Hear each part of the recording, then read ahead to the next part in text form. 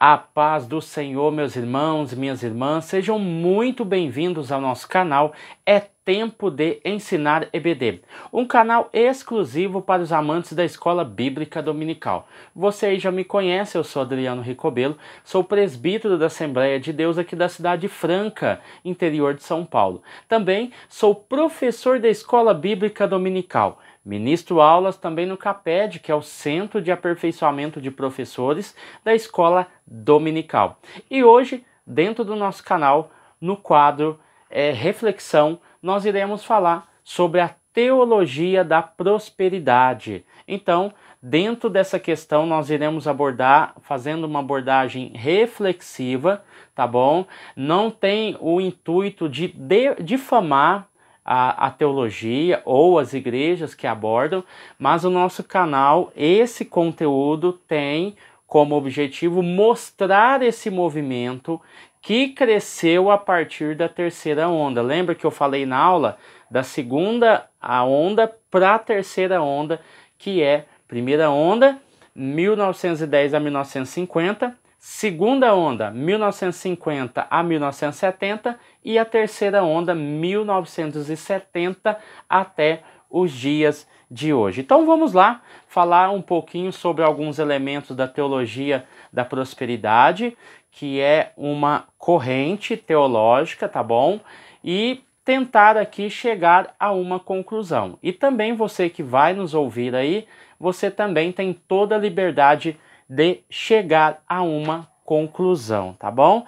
Então vamos lá. A teologia da prosperidade ela vai surgir no século XIX nos Estados Unidos e nós vamos ver que ela veio como uma corrente teológica, cujo o eixo central dela é a comercialização da fé. Com isso, a teologia da prosperidade ela também ganha outros nomes, como o movimento da fé e também a confissão positiva. A teologia da prosperidade ela vai enaltecer o quê? Os privilégios da riqueza e o dinheiro, apresentando-os como retribuição de Deus. Então nós temos esse viés dentro da teologia da prosperidade. As doenças, os sofrimentos, nada mais é do que frutos da falta de fé. E com isso também a falta do compromisso com Deus. Então, quando nós olhamos a teologia da prosperidade, ela, a partir da década de 70, ela vai redefinir o quê? O neopentecostalismo que vai surgir a partir da terceira onda, que começa a partir de 1970, tá bom? Então, a analogia quanto à teologia da prosperidade ela é simples. Por quê? Ao assumirem o compromisso de se tornar um empreendedor a partir de uma primeira doação, daquele que doa, o fiel estará plantando a semente da prosperidade. Com isso, é preciso cuidar dessa semente, regando ela e cultivando ela com novas doações.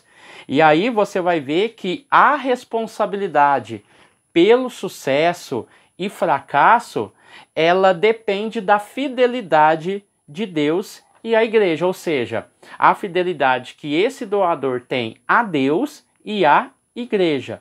Então o sucesso vai depender disso. Então essa teologia da prosperidade, como nós conhecemos hoje, eu falei aqui a partir do século XIX, né?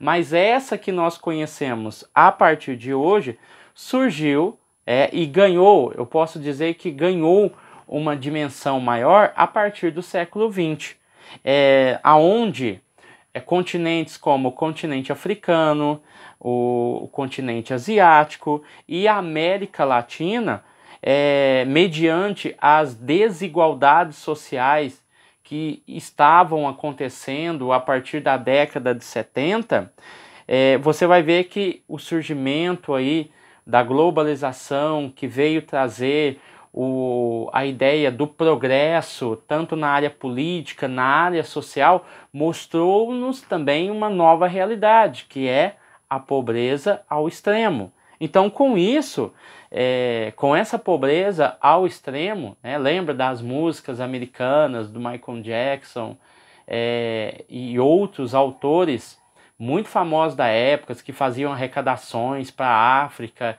e aquela coisa toda. Então surgiu tudo nesse período, esse período de globalização. E dentro dessa questão, a fome, ela entrou em evidência. Como acabar com a fome?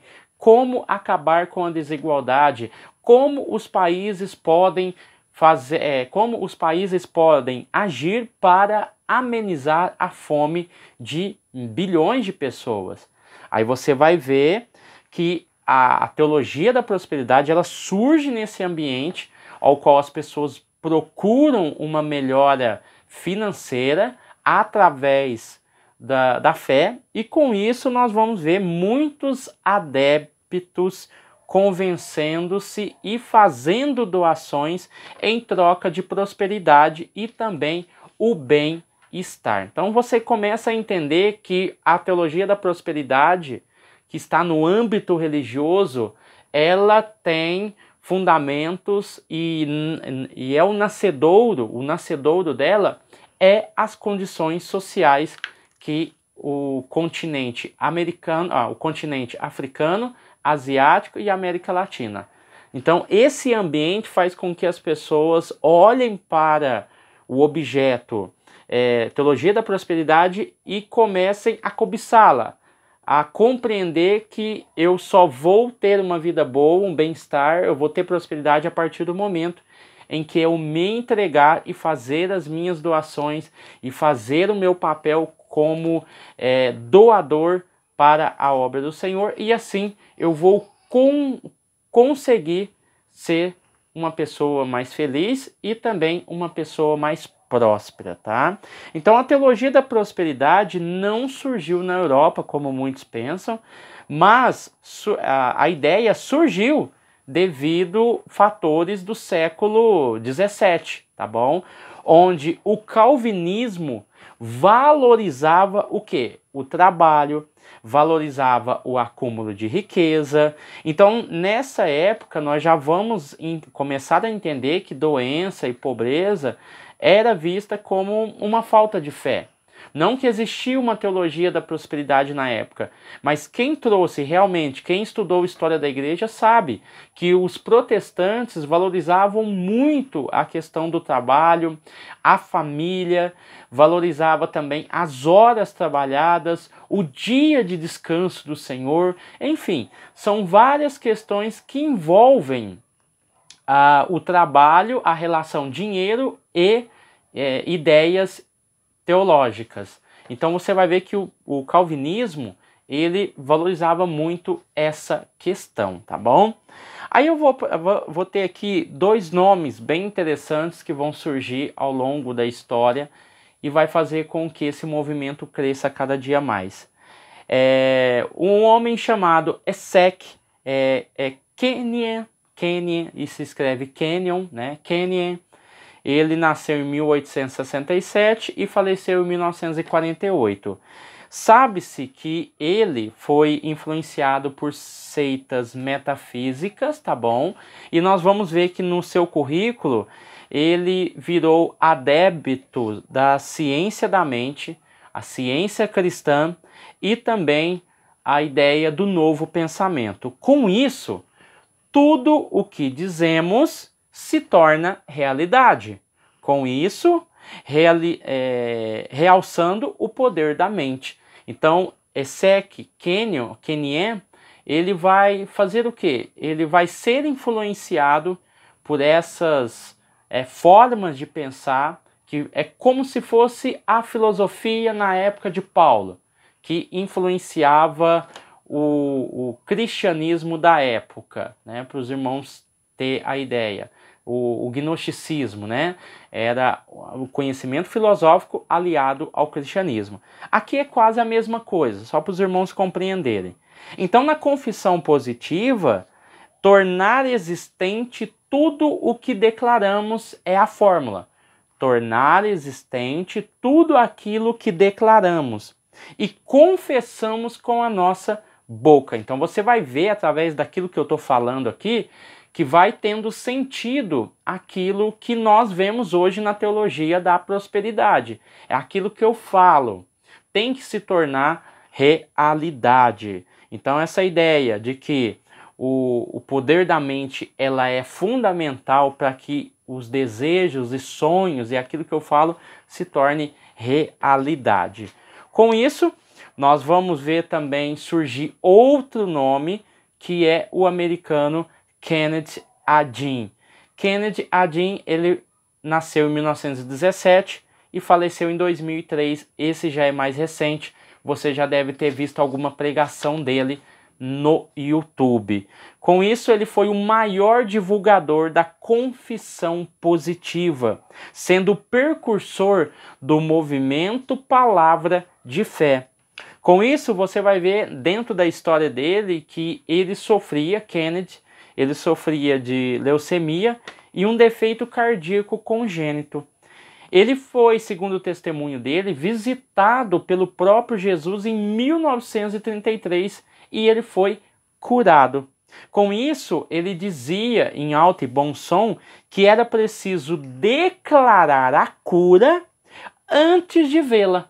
Então, olha para você ver o movimento Palavra de Fé ou Confissão Positiva começando a ganhar corpo a partir daí da década de 70, principalmente com as visões e os pensamentos de Kenneth Adin, aonde ele diz que era preciso declarar a cura, declarar a vitória antes de vê-la. Então, dentro da sua doutrina, ele afirmava o quê? Que a cura física era vontade de Deus, de que o crente fosse curado. Dentro da questão financeira, a mesma coisa, era vontade de Deus por meio da fé, fé e autoridade. Então, algo que deveria ser declarado com autoridade, com confiança. Eu declaro, eu determino, né? Então, palavras assim faziam parte do determinismo. Às vezes nós usamos aí no meio pentecostal a ideia do determinismo como forma de crítica à teologia da prosperidade. Então, pela fé, o crente pode mudar, essa seria a conclusão, né? Pela fé, o crente poderia mudar e exercer a autoridade de Deus para mudar situações impossíveis. Preste atenção na palavra que eu falei, ó. Olha a frase. Pela fé, o crente pode mudar e exercer a autoridade de Deus. Não é a autoridade que Deus me dá, tá? E eu vos dou autoridade para pisar sobre serpentes e escorpiões e se beber alguma coisa mortífera. Enfim, não é essa autoridade que Deus nos dá. É a autoridade de Deus, tá? Então, é muito diferente a forma como um pentecostal pensa e um neopentecostal pensa. É totalmente diferente. Enquanto nós imaginamos e pensamos e acreditamos que a autoridade ela vem de Deus para nós e nós falamos em nome de Jesus, não. Para a teologia da prosperidade, um dos fundamentos é essa autoridade é de Deus, foi dado a nós. Então eu tenho quase que a mesma autoridade de Deus, porque eu sou filho de Deus, eu sou filho do rei. Então eu preciso determinar aquilo que vai acontecer com a minha vida. É por isso que o fracasso, a derrota ou a vitória depende de quem está determinando. Se você determinou e não aconteceu, então dentro da teologia pentecostal faltou fé, faltou compromisso com Deus. Então você vê que atualmente, né, nós temos aí o Edir Macedo, R.S. Soares, René Terranova, André Valadão, pessoas que são adeptos à teologia da prosperidade e que tem algum desses elementos que eu apresentei aqui como forma de culto ou como forma de pregação, tá bom? Então vamos caminhando mais um pouquinho aqui. Quando nós olhamos essa ideia, com o advento da globalização, era hora de alcançar voos altos, né? Década de 70, a televisão chega no Brasil em 1950. Então você vai ver que quando a TV se populariza, você vai ver que de início essas igrejas neopentecostais elas vão ganhando horários na madrugada. Com isso, com o passar do tempo, elas vão ganhando espaços nos horários nobres. Vão se passando o tempo, as emissoras vão tendo um ganho muito grande por causa das igrejas neopentecostais que começam a procurar as mídias, que no caso é a TV, para poder divulgar e propagar a teologia da prosperidade. Com isso, você vai ver que TV, rádio, vão ganhar peso a partir dessa década aí de 70. E por fim, nós temos exemplos como a Record, do Edir Macedo, ao qual emissoras de TV, emissoras de rádio começam a ser compradas por essas igrejas neopentecostais a fim de divulgar a sua teologia, tá? Então, dentro desses programas de TV ou de rádio, você começa a ver um elemento muito crucial, muito diferenciado, ao qual não existia em décadas anteriores, que seria os testemunhos. Esses testemunhos, eles começaram o quê? A serem gravados. São dizimistas, não são pessoas que não dizimam, são dizimistas que são chamados de colaboradores, então dizimistas colaboradores, e que em todos os casos eles haviam conquistado riquezas após grandes dificuldades, como perdas de empresa, perdas de carro, perdas de casa e etc. Então o testemunho ele tem um viés muito único e sequencial. São pessoas, primeiramente, dizimistas, colaboradores.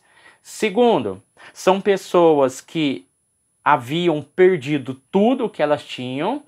Terceiro, após passarem essas dificuldades e acreditar naquilo que foi pregado, elas começam a conquistar tudo novamente e até em dobro, né, daquilo que elas tinham.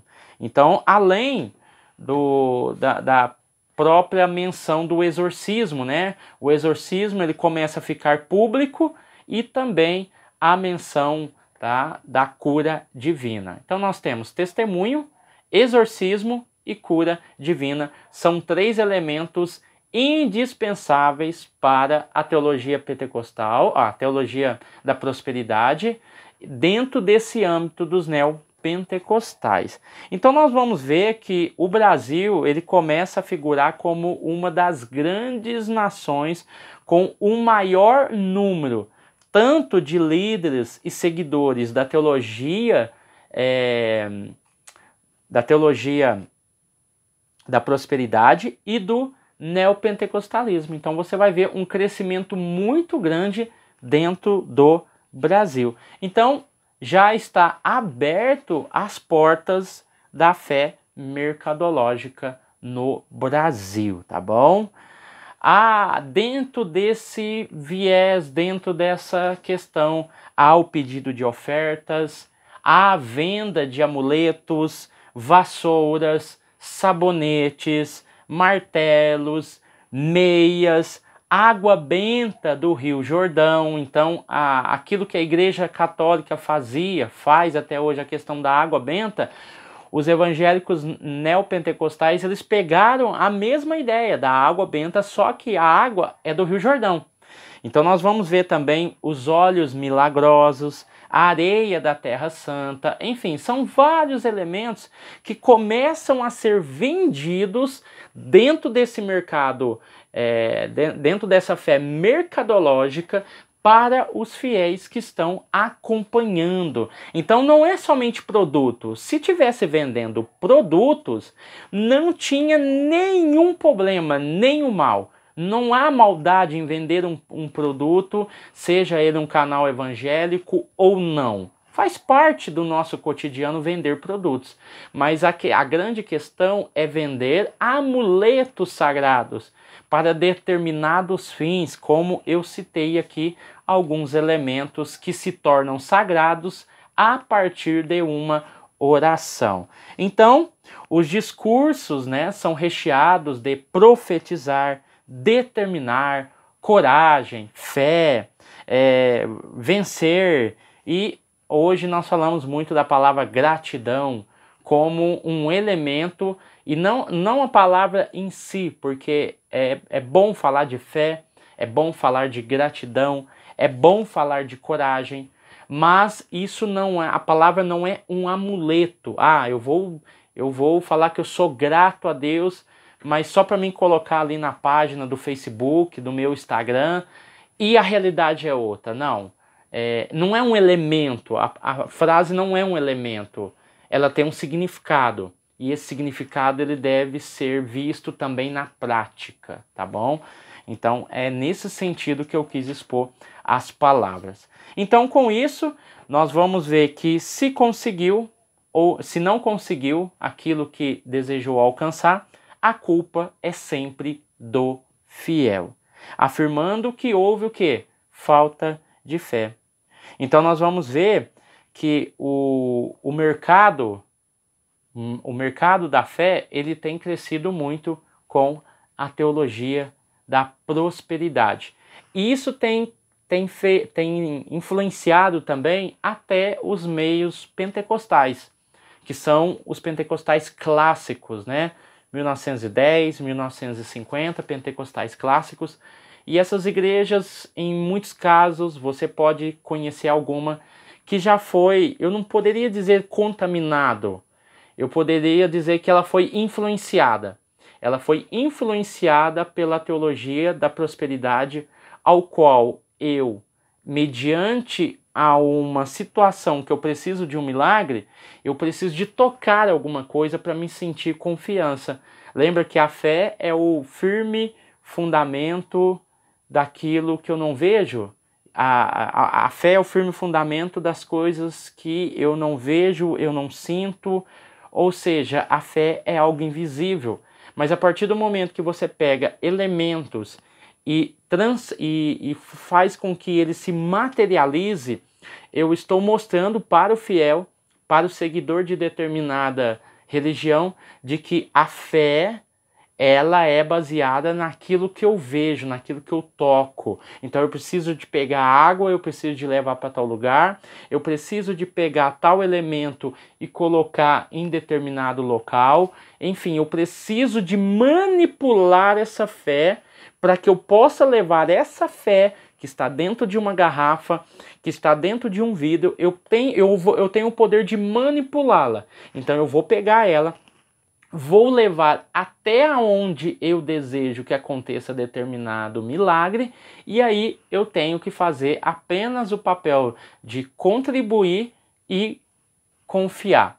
Então essa é a ideia básica. Então eu queria deixar essa aula, né, essa reflexão para vocês aí, para que vocês entendam um pouco melhor da teologia da prosperidade e que possa aí na aula que vai ter domingo agora, inserir esse contexto, porque o autor vai abordar essa questão dos dízimos e ofertas dentro da mordomia cristã, e ele vai citar lá a teologia da prosperidade, tá bom?